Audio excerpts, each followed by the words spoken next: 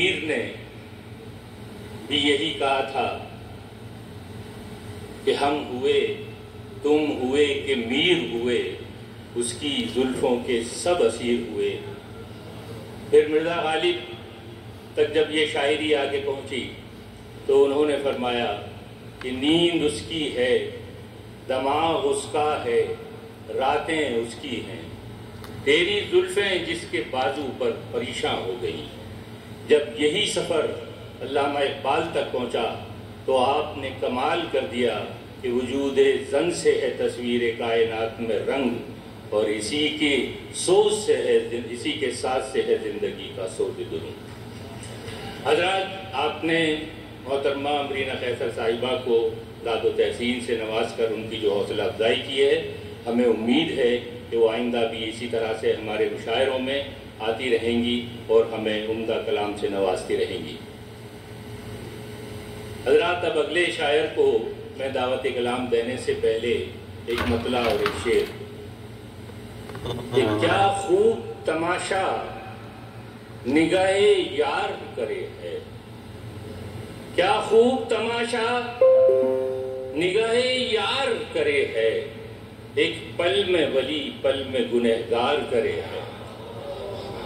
کیا خوب تماشا نگاہ یار کرے ہے، ایک پل میں ولی پل میں گنہگار کرے ہے، اور جو اس سے ملا ہو گیا گرویدہ اسی کا، وہ بات ہی کچھ ایسی لچکدار کرے ہے۔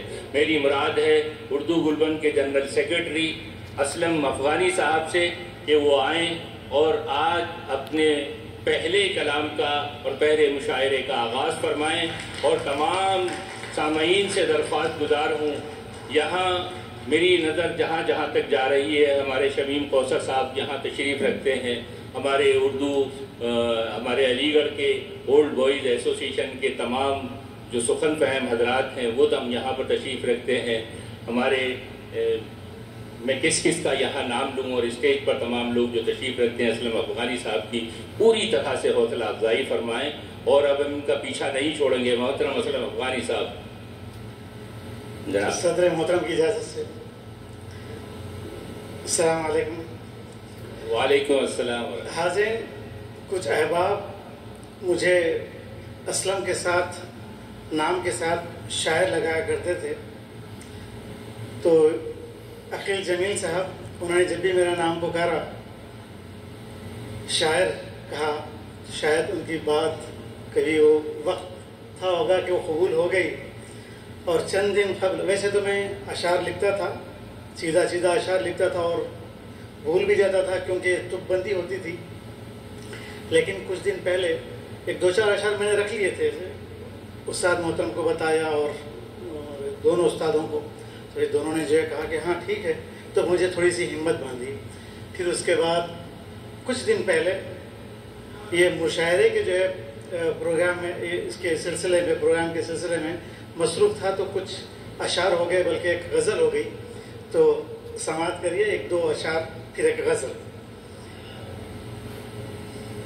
ایک شاعر عظیم نے تنگ آ کے بھوک سے، ایک شاعر عظیم نے تنگ آ کے بھوک سے، اپنی بیاض بیچ دی روٹی خرید لی، کیا بات، اپنی بیاض بیچ کر روٹی خرید لی۔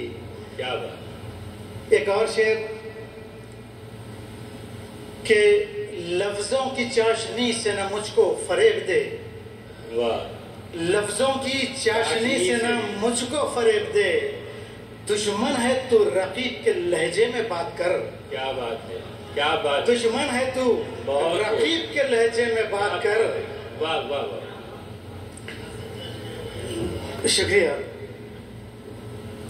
آئیے، غزل کا مطلع یوں ہے، جی عطا فرمائیں۔ کون سی سمت سے چلتی ہے ہوا بھول گئے، واہ، کون سی سمت سے چلتی ہے ہوا بھول گئے، بھول گئے، بے عملی کی بھی ملتی ہے سزا بھول گئے، بے عملی کی بھی ملتی ہے سزا بھول گئے، لوگ جو مست ہیں دولت کی فراوانی پر، واہ، لوگ جو مست ہیں دولت کی فراوانی پر، چکنا پڑتا ہے چکنا پڑتا ہے اجل کا بھی مزہ بھول گئے. کیا بات. اجل موت کو کہتے ہیں چکنا پڑتا ہے اجل کا بھی مزہ بھول گئے. جس کے باعث یہاں پرکھوں نے بھی پایا ہے وقار. واہ. جس کے باعث یہاں پرکھوں نے بھی پایا ہے وقار. وہ محبت کی شرافت کی ادا بھول گئے. کیا بات ہے. کیا بات ہے. بہت خوب.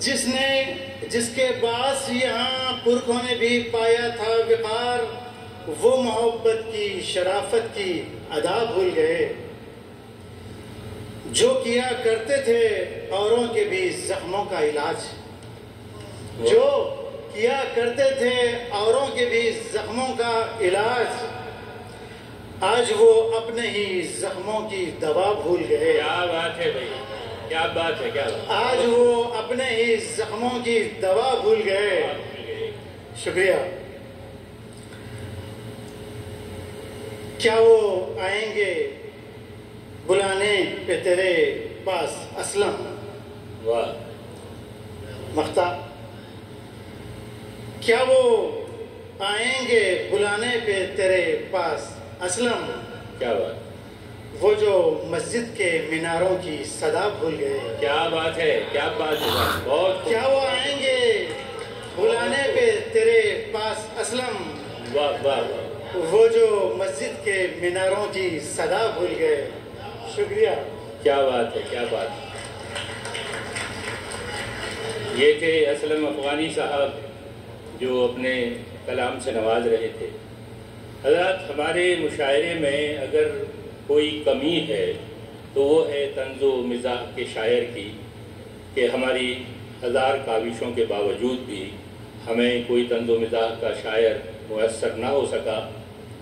تو میں 4-6 مصرے ہمارے مدینہ منورہ میں ایک شاعر ہوا کرتے تھے ان کے آپ کے گوش گزار کرنا چاہتا ہوں اور اس محفل کو تھوڑی سی زعفران زار بنانے کی کوشش. لوگ بے زبانوں پر کیسا ظلم ڈھاتے ہیں. لوگ بے زبانوں پر کیسا ظلم ڈھاتے ہیں. گوشت کھانے والوں کو سبزیاں کھلاتے ہیں. لوگ بے زبانوں پر کیسا ظلم ڈھاتے ہیں. گوشت کھانے والوں کو سبزیاں کھلاتے ہیں. اور میں نے زو کے افسر سے ایک دن کہا بھائی آپ شیر کی خاطر گھاس کیوں منگاتے ہیں. میں نے زو کے افسر سے ایک دن کہا بھائی آپ شیر کی خاطر گھاس کیوں منگاتے ہیں. مسکرا کے وہ بولا اس میں کیا خطا میری, بکریوں کے ویزے پر شیر بھی تو آتے ہیں.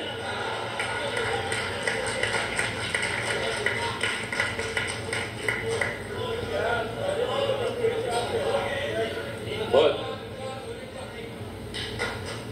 سامعین کرام دراصل میں چاہتا یہی تھا کہ آپ حضرات جو ہے نا وہ جڑ جائیں اس مشاعرے میں. اور جی میں حاضر کرتا ہوں کہ لوگ بے زبانوں پر کیسا ظلم ڈھاتے ہیں. گوشت کھانے والوں کو سبزیاں کھلاتے ہیں. اور میں نے زو کے افسر سے ایک دن کہا بھائی آپ شیر کی خاطر گھاس کیوں منگاتے ہیں. مسکرا کے وہ بولا اس میں کیا خطا میری, بکریوں کے ویزے پر شیر بھی تو آتے ہیں. حضرات ناظم مشاعرہ کی یہ ذمہ داری ہوتی ہے کہ وہ مشاعرے کو کامیابی کی منزلوں کی طرف لے کر کے چلے. اور اس میں درخواست کروں گا آپ تمام حضرات سے کہ میرا اس میں ساتھ دیں اس مشاعرے کو کامیاب بنانے کے لیے.